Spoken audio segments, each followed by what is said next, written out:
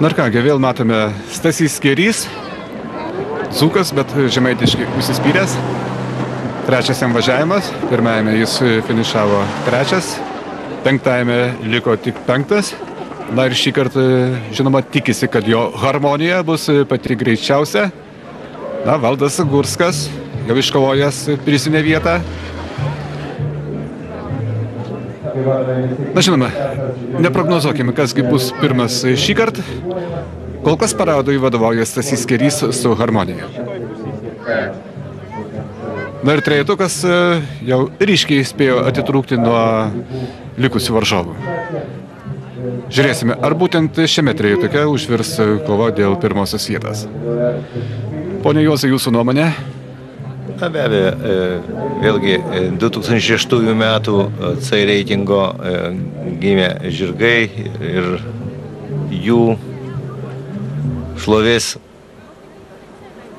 akimirkos galbūt dar ateityje. Todėl kažkokių tai įspūdingų pergalių šie žirgai nėra pasiekę. Tačiau žinant Stasį Kerį, tai būtent lenktynėse dalyvauja tam, kad laimėtų. Tai Stasys Kerys ir demonstruoja savo pranašumą prieš kitus važiuotojus būtent šiame prize.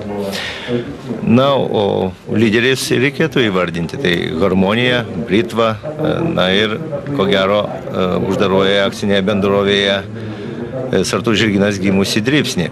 Na, o kitus žirgus matome atsilikusius, o atsiliko jie dėl paprasčiausio nesėkmingo starto. Mes matėme pažeidimų būtent jau starto linijoje. Taip kad šie žirgai jau nepretenduoja bet kokiu atveju į prizininkų gretas. Ir štai paskutinis posūkis. Stasys Kerys su harmonija visą distanciją pirmauja ir finišo tiesiojoje.